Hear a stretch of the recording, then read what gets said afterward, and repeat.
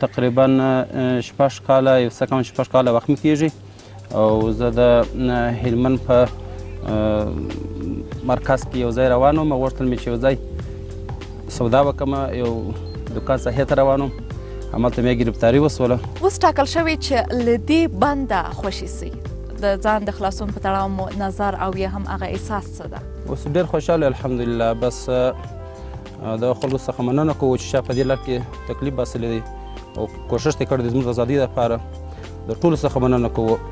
بیا هم په دې امید یو چې په آینده کې دغه مشکلاتونه سره حل سي. الله پاک دی په افغانستان کې نور صلح راولي، قراري دی الله پاک راولي او موږ خپله په دې باندې خوښ یو چې دا مشکل ختم سي، جنګ د بین څه ولاړ سي او دلته د خارجیان چې کوم لاسوهنې کوي په افغانستان کې دا نور ختم سي، نو چې په خپل منځ کې د ورورولۍ فضا منځته راسي، ډېر ښه خوند به وکړي. نوي ژوند ته مو پلانونه څه دي؟ حتما فکر به م کړی کله چې له دې دروازو او له دې دیوالونو نه خلاص یې آزاد سئ، نو نوي ژوند ته بیا څه کوئ؟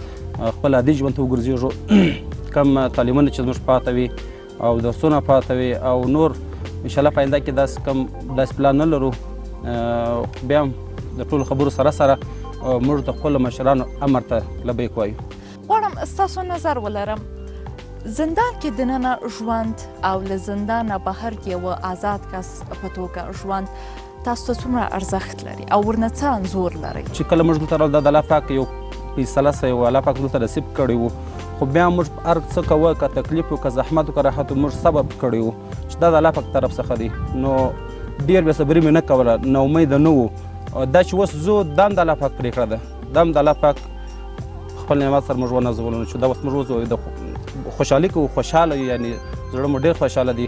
د سولې او د جګړې ژوند په تړاو ستاسو انځور څه ده؟ خارجیان راغلي، یعنې موږ مجبور وو چې هغه موږ د وطن څخه دفاع وکړو، د اسلام د قرآن څخه دفاع وکړو چې کفار راغلي د 40 ملکات و جنګ یې روان کړی و. اوس داسې فضا رامنځته سوې ده چې انشاءالله د خبرو د لارې به ټول مشکلاتونه حل کېږي که خدای کوله او انشاءالله امید شته. په مشورتي جرګه کې شاوخوا 3000 کسان راغلل، د افغانستان په استازیتوب یې پرېکړه وکړله چې تاسې 400 طالبانیان باید له بنده خوشې سي.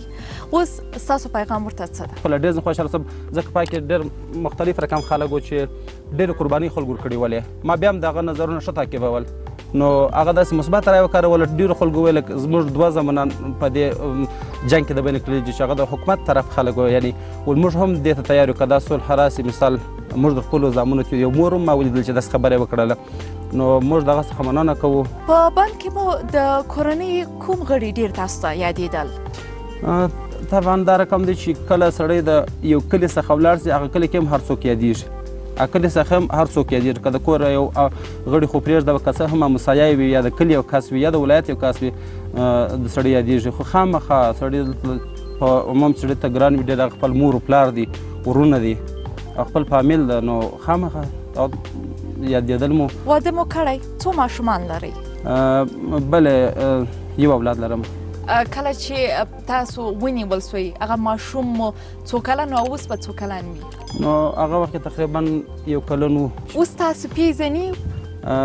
فامیل مې ورته شناخته کړی چې دا خپل سړی دی، کله کله چې ټلیفون کوو او داسې به مو نه وپېژني په رنګ باندې. له دې ځایه چې ووتئ تر ټولو لومړی غواړئ چې د کورنۍ له کوم غړي سره مخامخ سئ او هغه وګورئ؟ د ټولو مخکې غواړم چې د خپلې مور سره ووینم یې پلا، د ټولو مخکې غواړم، وروسته نه بیا د دوست بیا پلار سره ووینم، ورونو سره ووینم، بیا نو دوستان دي. ستاسو خلاصون به د افغانانو خپلمنځي خبرو ته لاره وره کړي. ستاسو پیغام ورته څه ده؟ له څه باید تیر سي او له څه تیر نه سي؟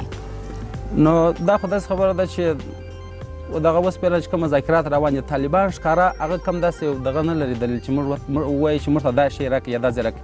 هغه صرف په عموم کې هغه دا یو خبره نیولې ده چې مثال دلته باید خارجیان ووځي، د خارجیانو مداخله تر نور د پای ټکه باید کېښول سي او افغانستان خپل په منځ سره راټول سي، خپل منځ کې یووالی راوړي. افغان چارواکي اندېښنه لري چې ګواکې شاید ستاسو په دې خلاصون سره تاسې ورته ګواښ پېښ کړئ.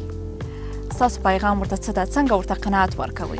موږ دې ته په رایې اطمینان ورکوو ځکه دا موافقه دغسې سوې ده که عملي کو مشغولیت ولرو خبره به ټوله خلاصه وي د خیره سره. ګوره په وفقي کې د واضح ستا چې کله بندیان په شکل بیا په چکې ډاګې دا نه چې دا بندیان بیرته جنګ ته ځي. په دې باندې کې مو تر ډېره د څه ارمان کاوه؟